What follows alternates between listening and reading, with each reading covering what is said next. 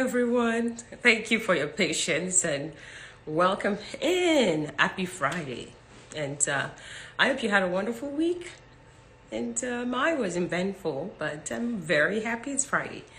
How is everybody doing? We'll give it a few minutes for other people to come in. You can just drop where you're joining in from.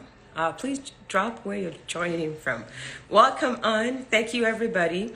And happy Friday to you. Thank you for your patience. And it's always good to have these chats. As you know, once every weekend, we kind of have this chat.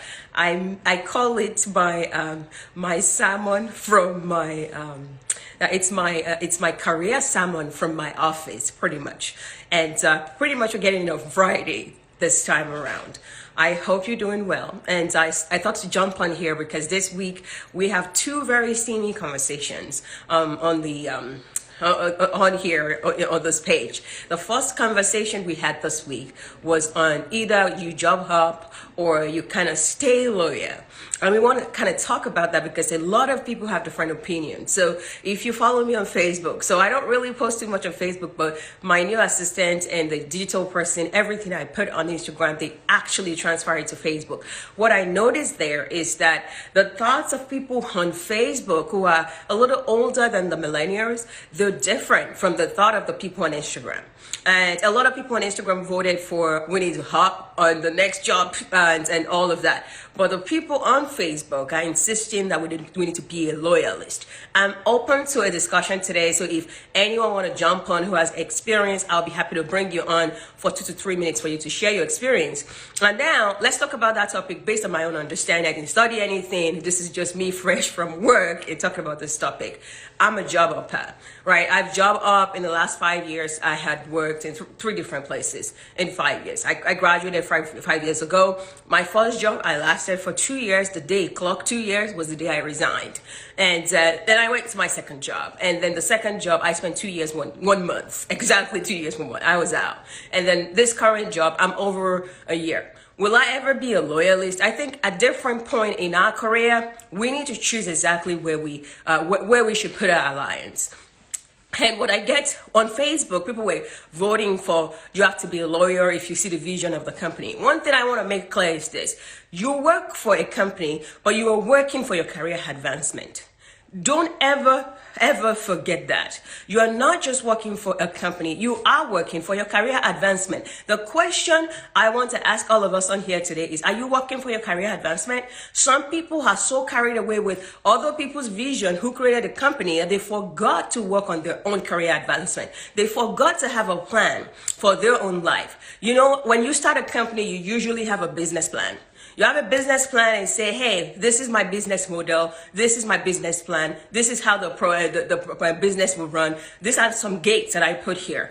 For your career, you need a career plan, a business plan for your own career. Because when you don't have that, then you're just going to be tossed here and there, or you're just going to stay with one company because it's safer, or you're just going to help somebody else build their dreams. And I want to emphasize this again. That you work for an employer does not mean you shouldn't pursue your own career. You are not just working there for money, you are working there for your career advancement. Now, if you work for a company, you need to make your career statement known. Everybody needs to know that depending on the company, some company don't even give you a place to type. What is your career statement? Others put you they put a space there where you can actually try to type your career statement. Everybody needs to have a career statement. Whether you make it known or not, you need to ask yourself, in 5 years, what am I trying to contribute to the body of knowledge? What am I trying to contribute to the company? What are you trying to contribute to your own life so that you can move to the next level? I feel like oftentimes a lot of Africans, we don't even have a career statement. We don't really know what we want to contribute. For that reason, if we find something to contribute, we just contribute there because there was nothing in particular that we think we want to contribute. In what capacity do you want to contribute? Secondly, I have had comments of, oh, I'm not just working for money. I'm not just working for money. I see the vision. I say, let me tell you, the company you are working for works for money. The reason why a lot of Africans don't get leadership position is that we don't realize that the company's bottom line is money. How can you be working and say, I'm working for the vision, I'm not working for the money? If you're not going to help the company realize their bottom line, you'll never move to leadership. You'll never move to leadership if you're not seeing the bottom line. Oh, you don't work for money. The company is on the New York Stock Exchange because they have a goal to meet. They have a target to meet. They work for money. The company you are serving, the company that you said you saw the vision, they're working for money, but you said particularly you don't work for money. This is where the problem comes in the African community. We are so loyal. We are not working for money, so we don't make a lot of money. Then we stay in that, middle class or a little less than middle class because our focus is on other things and not money. All right, when you retire at 65, what are you going to be spending? Is it not money? What is it that in the early stage of your career, where you can actually make that money, you said is not your focus? What exactly is your focus, ma'am? What exactly is your focus? Sir, what's your focus? You're going to raise children. How do you expect to raise those children? How do you expect to give them a good life if your focus is not money? And then to people who say don't job hop, you don't always know what is on the other side of the fence unless you try. If you've only been with one company your entire career, how would you know what is on the other side of the fence if you haven't been there, if you haven't tried that before? You know, that fear of, oh, what if the next place is a bubble? What if the next place don't work? The first thing is get your skills in line. Get your skills checked properly. If the next place don't work, you go somewhere else. They say make A's when the sun is shining. This is the time that we can actually be able to grow in our career. This is the time that we can actually be able to go to the next level in our career. And I don't think this is the time where you stay with one company and say, I'm loyal, I see the vision, I'm just going to be here, I think it's okay here. You need a career plan that pushes you. A career plan that you have to visit every 3 months to say, what's up? Am I on par with my 5-year goal? Am I on par with my 18 months goal? Your career plan should have at least a 18 months goal and a 5-year goal.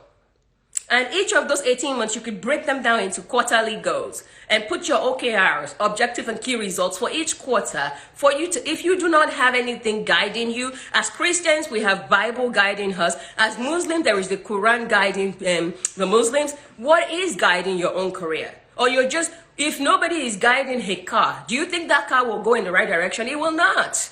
Your career plan, your career roadmap is your own guiding path to the next level, to the next money, to the next promotion, to the next achievement, to the next even fulfillment in your career. Without a strong one, how exactly do you want to navigate? It's like not having a Bible, really, if you're a Christian.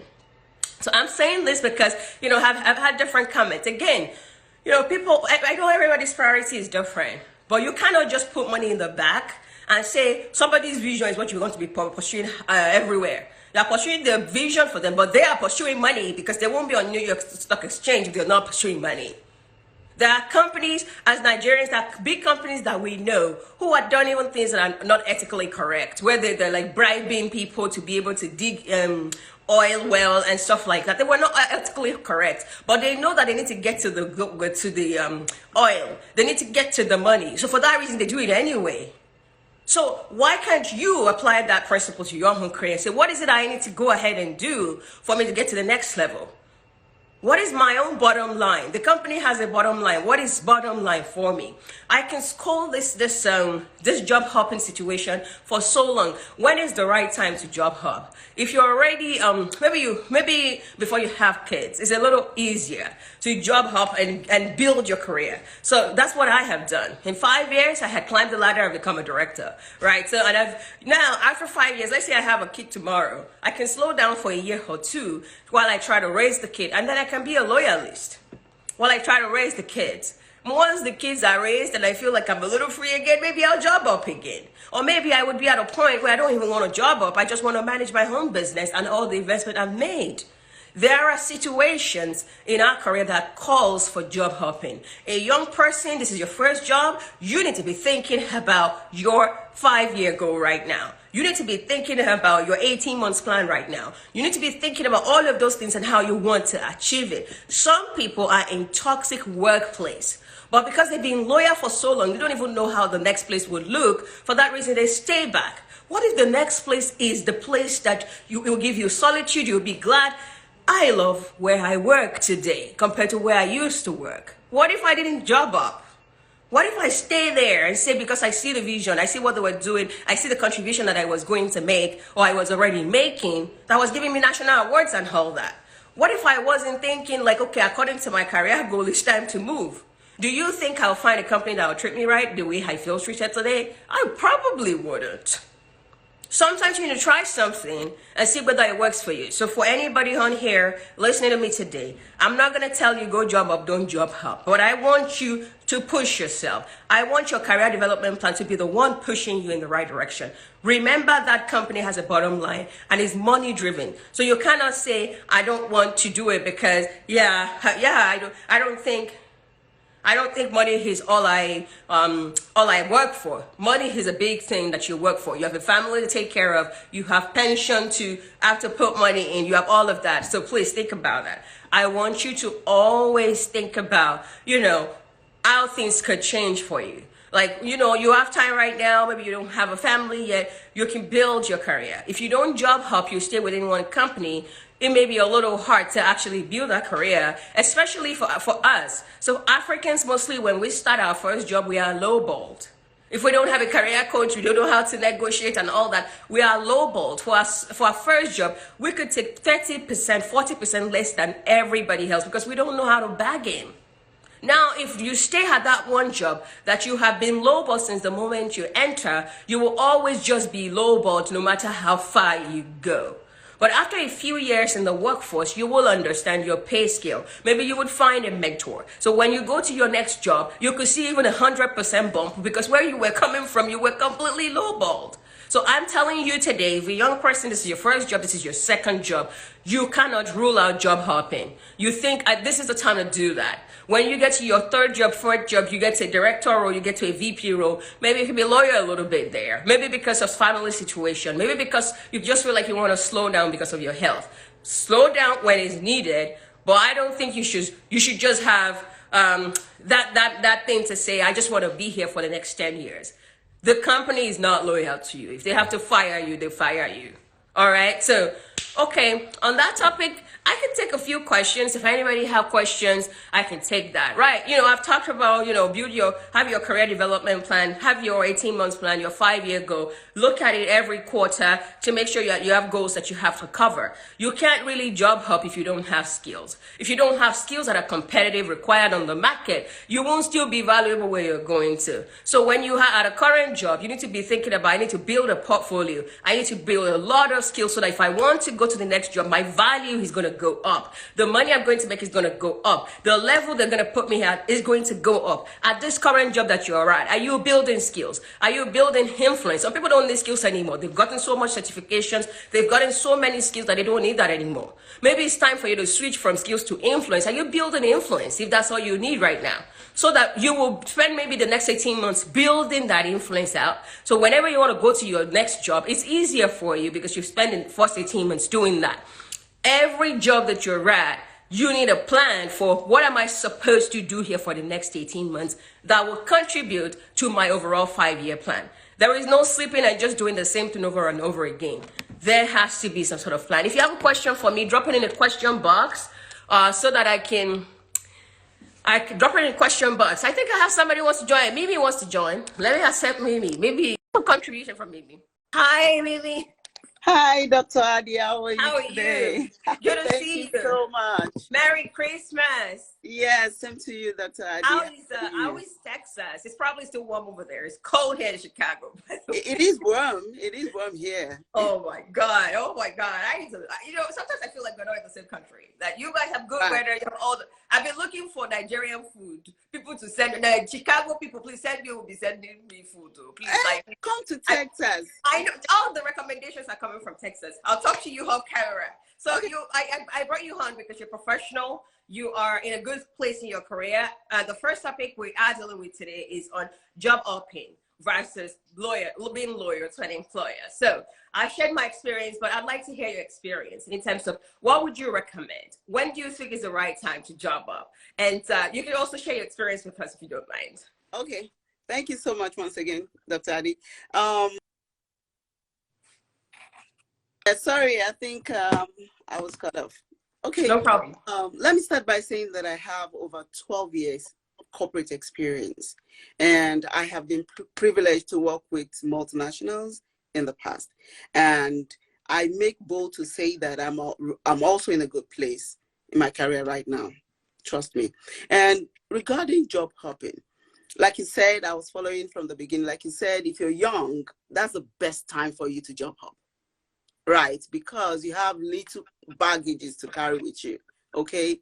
I started quite early in my life. I started my career quite early. And fortunately for me, I started with a very, very good company. One of the best companies in the world. That's where I started my career with. And the company has a lot of departments that, you can really flourish. So I started my career in sales.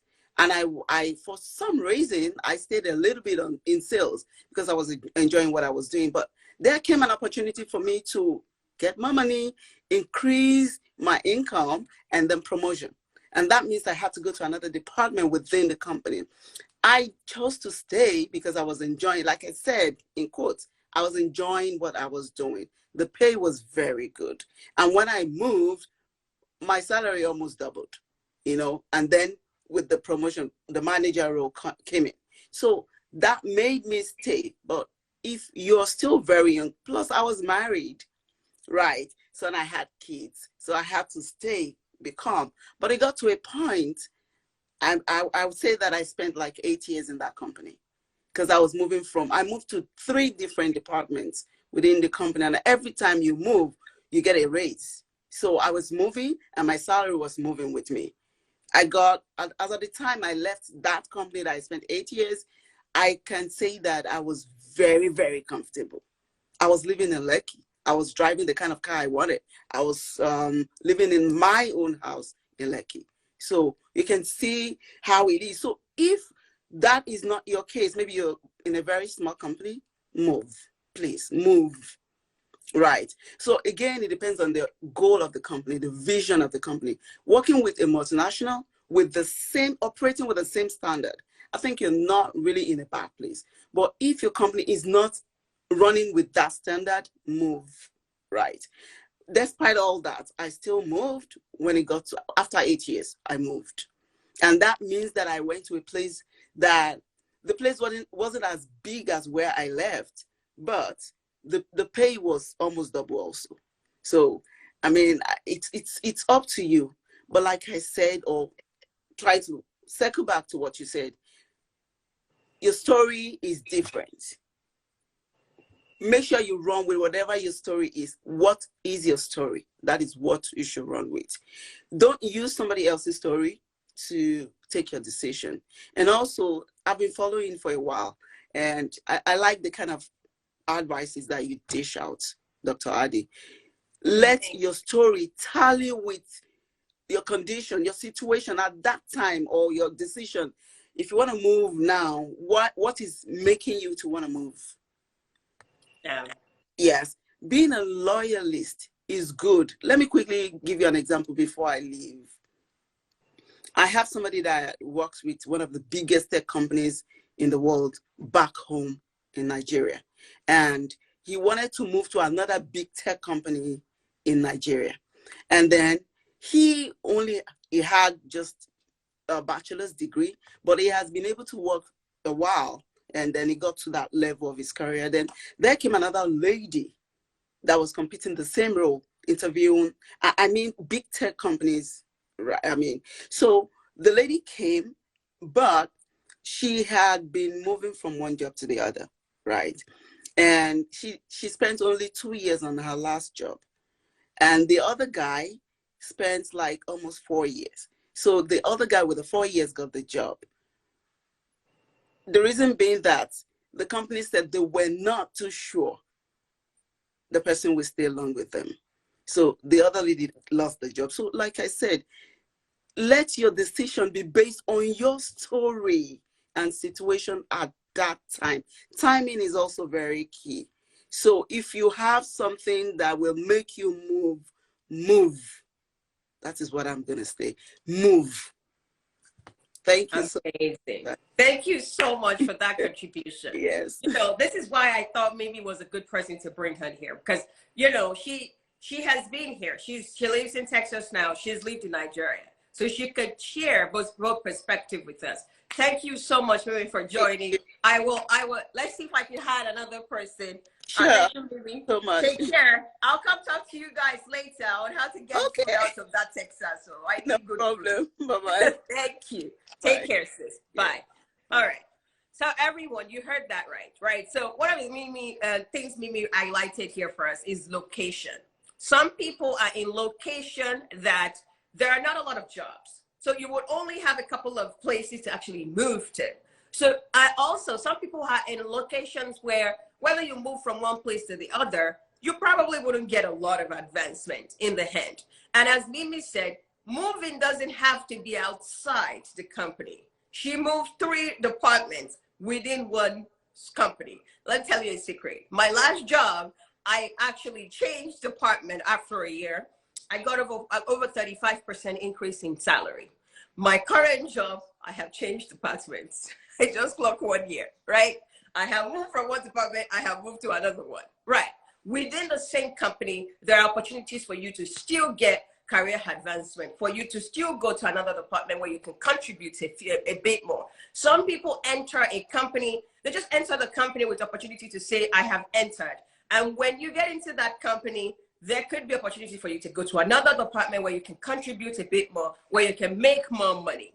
Now, as Mimi also shared, she stayed within a company for 8 years. After 8 years, when she moved to another company, she got a bump that almost doubled her salary. So at the end of it, you have to think about, all right, what works for me? What works for my family?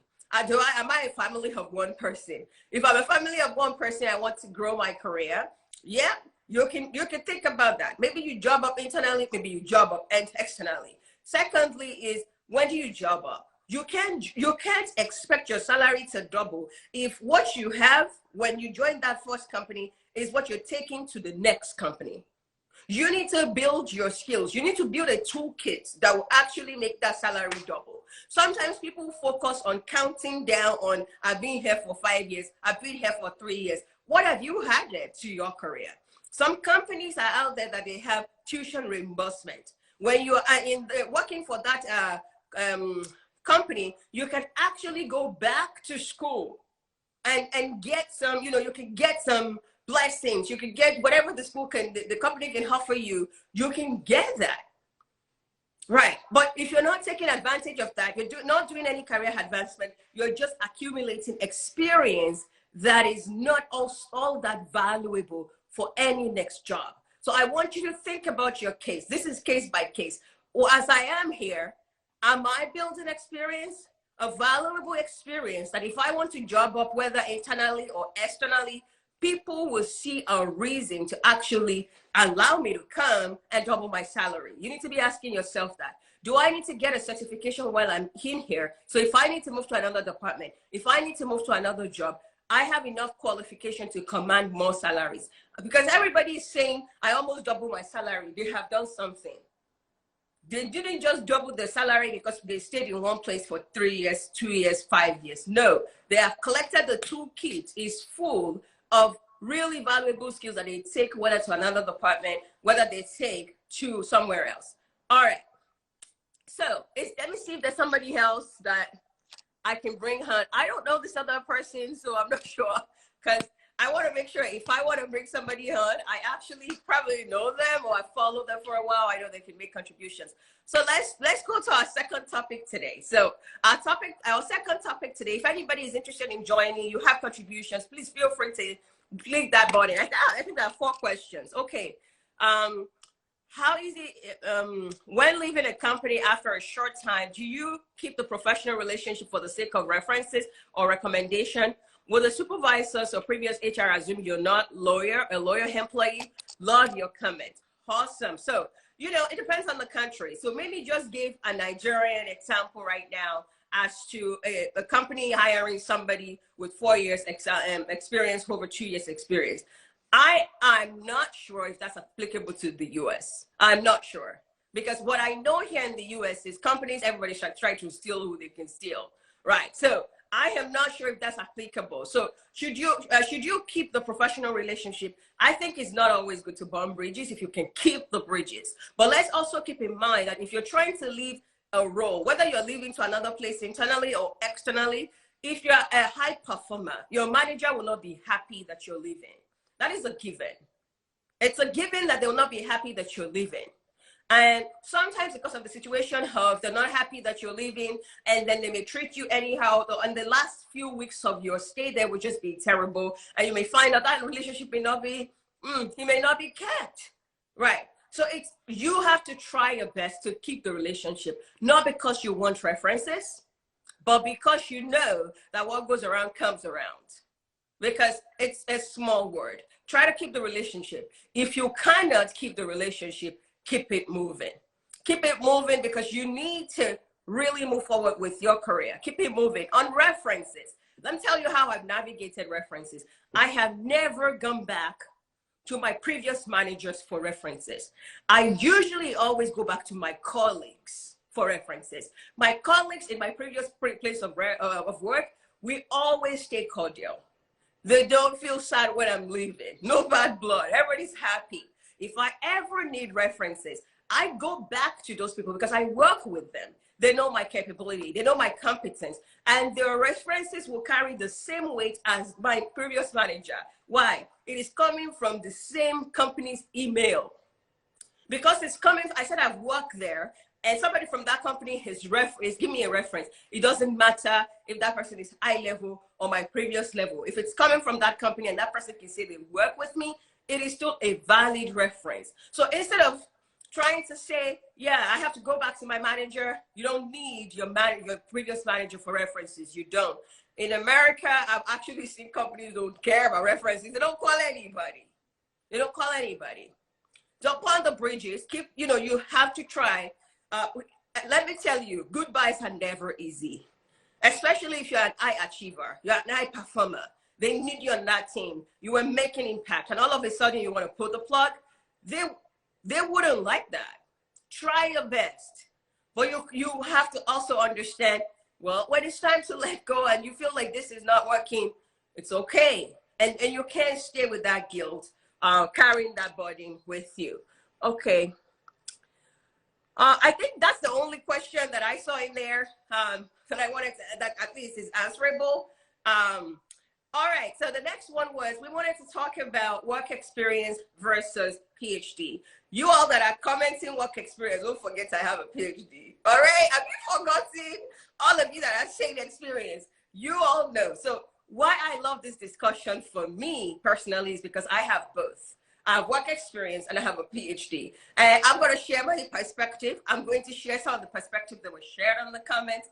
I'm going to also share some perspective that some PhDs have actually inboxed me with you on that. Are we ready for that other session? This has nothing to do with PhD. I mean advanced degrees. Advanced degrees could be a master's degree, it could be a certificate program, it could be certification, it could be anything. So let's face it, as Africans, we love to get more than one degree.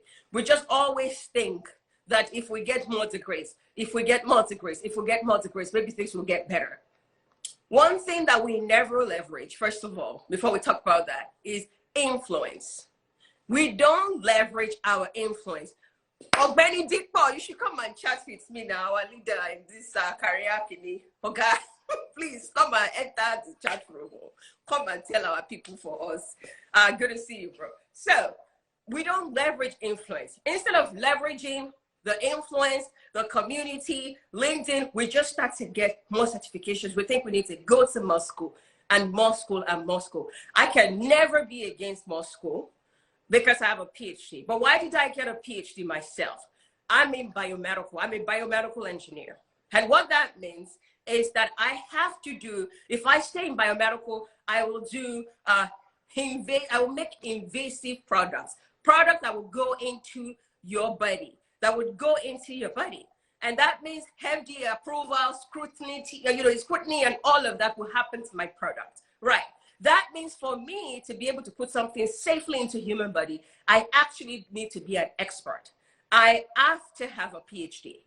A PhD was a necessity for my career. And that is why I got it. I didn't just get a PhD because I want to show it to my dad. I didn't get a PhD because it was a family tradition. I didn't get a PhD because I wanted to prove someone wrong. I got it because people in my career cannot advance without a PhD to the next level. You needed that. Now, you're studying mechanical engineering. Mechanical engineering, for example, is a field that does not need a PhD. Why do you want to get a PhD in mechanical engineering, for God's sake? You know, you need to access your career path and ask, is that a necessity? You know, except there are new areas in mechanical engineering. I think everybody needs to assess their industry. Do I need a PhD? Do I need a master's? Is a bachelor's even enough? There are some programs today, you don't even need a bachelor's. You can self-teach yourself and go get a $120,000 job. You can self-teach yourself and become a product designer, a software developer without going to any school. And then I still see Africans wanting 2 degrees, 3 degrees. Yes, there are areas in computer science that you need advanced degree for. If you're in AI, there are areas like that, you need advanced degree for those. But the question is, I see Africans, even when we want to travel abroad, they're not open to certificate programs. They're not open to diplomas. They just say, I need a master's. Why do you need a master's? You're coming to Canada. Canada don't care about a master's. They just want you to know the skills and they'll give you the job. When you do a diploma, you get a chance to get more skills. Why do you not want that? Because the African mentality is it has to be a master's. I'm saying this because some people here, what you need is actually a certificate program. What you need is actually a diploma. You don't need to go and do a master's or a PhD. Why are you going in that route? It's not necessary for your field. And if you're coming from another country, you need to be asking questions from people like me or like Marina, hi Marina, who have been here that can tell you and say, hey, in this country for the field you want to come into, is it competitive? Yes, it's competitive. If you do that program when you graduate, there's tons of jobs, and this is how you should go about it. Maybe a diploma is all you need. Get a diploma and that's it. You need to know that before you start to commit to do a PhD, doing a master's degree in a program that probably need a certificate program. I also see this a lot, right? Everybody just feel like, yeah, they finish a master's and immediately they say they want to go and do a PhD. Some people will not even finish, they'll cross over to a PhD. How did you make that decision? How did you make that decision that you should not work with that master's and go into a PhD? I've seen people tell me, my professor said that is what I should do. I say this all the time. With due respect to our professors, I also have to tell you, your professor don't work in the industry. So they don't know what is required to get a job. You need to be talking to the people in the industry and not just do it because your professor said so. You are the owner of your career. You have to be in the driver's seat. Nobody else should be making any choices for you. And that is why your career development plan should take front and center of every decision. Whether you're a student, whether you're working already, if you do not have a path that you are trailing, somebody else is going to dictate for you how your life should go. It shouldn't be like that. It shouldn't be like that. It's your professor that is telling you you should do a PhD. Do you need it? You yourself, do you need it? I have seen PhD being the reason why some people didn't get a job. Why? Because it streamlined them too much. And that PhD actually gave them, instead of giving them skills, he gave them papers, publications. That publication is not equal to skills because those jobs require skills. It gave them paper, it gave them a certificate, but they did not, it gave them a certificate, it gave them journal papers, but they did not acquire the skills required for the industry. Now they graduate and then they don't get a job because they didn't get the skills. I'm saying this because we need to ensure that you are thinking about all of this every step of the way and making a decision that is right for your career path. You are not following, follow, everybody's doing masters. Follow, and just follow. Don't follow because you have a different destiny, you have a different career, and somebody needs to help you check it for the country you're going to. Should I be doing that? I see these days, everybody wants to do business analysis, everybody just do business analysis. Whether they're coming from mechanical, whether they're coming from history and diplomatic studies, they just do business analysis. Why? I want to cross to tech. Have you evaluated to make sure that's the right master's you should go and get? Will they even select you? There is no connection with your work experience and business analysis. There is no connection with your education and business analysis. You don't even have a clue what it is. But everybody is saying that they need to follow, yeah, oh, that's what I want to do. Why? And I'm also going to say this. Marina just commented that. It was the next thing. Apart from getting more education, more. I've seen, go on LinkedIn, our people have 17 certifications. They have PMP, MMP, MMMP, everything. Who is pursuing you? Why are you collecting all these certifications? Some of these certifications are not must have. They are nice to have. They are nice to have. You need to evaluate that career to see what is a must have. I have also seen situations where certification was a must have. But in your case, is it a must have? What exactly do you need? Which one of them?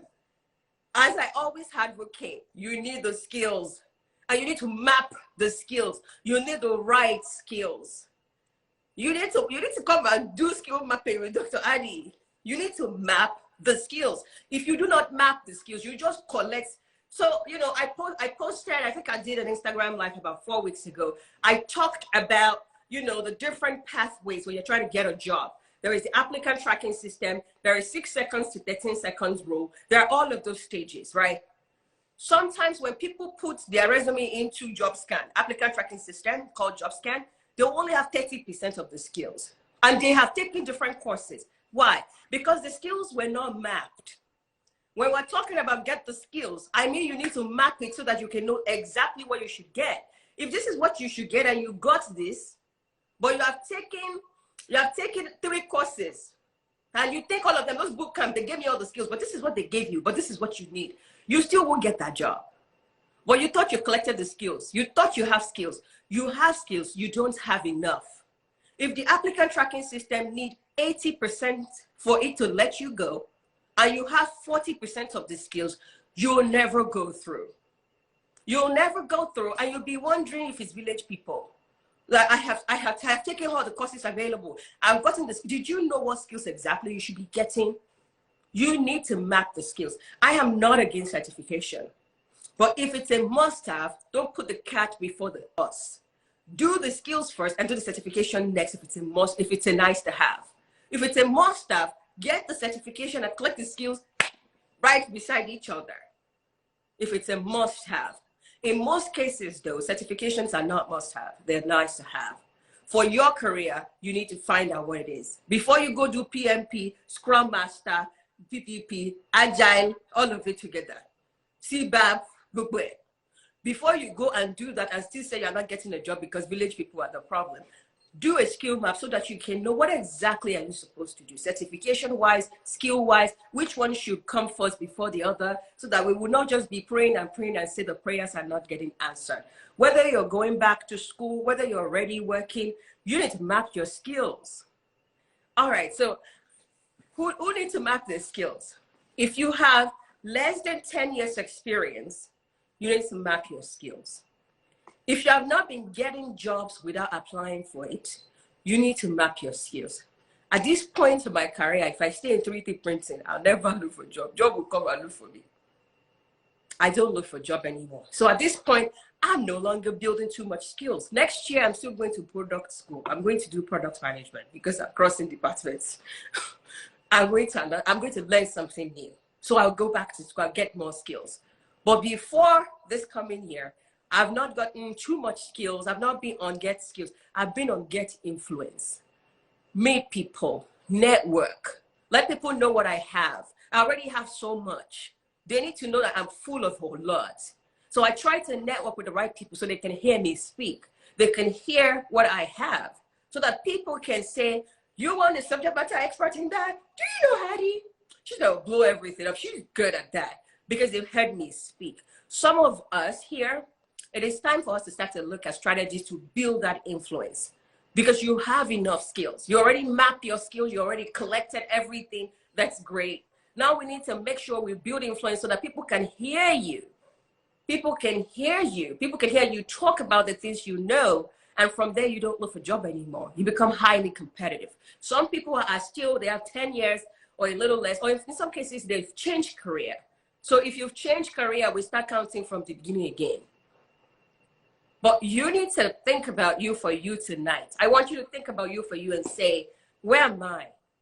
The skill that I have right now, do I even know if that's everything that I need? Or maybe I only have 40%. Do I know? If you don't know, come to the boot camp, $100. That's part of the discussion there. It's just one piece of the boot camp. If you don't know, you need to get that. If you get that with you and start to collect that skills, you'll be the next Dr. Adi. You will have everything. You will challenge any job. You will leave any toxic environment. You'll never be scared of any employer. You have everything it takes. You'll never be scared. What I want for our community, I want people who would be able to go anywhere they want, enjoy their job, be treated with high respect, make tons of money and king. That is what I want for myself. That is what I've been really fighting for. To make as much money as I deserve, to be respected as my job because I know it, to be known as that go-to person for a couple of areas. I think I've done a whole lot of that, but I want to do it for other people in my community. I'm tired of, I'm tired of just being that person that you people tell them you're inspiring.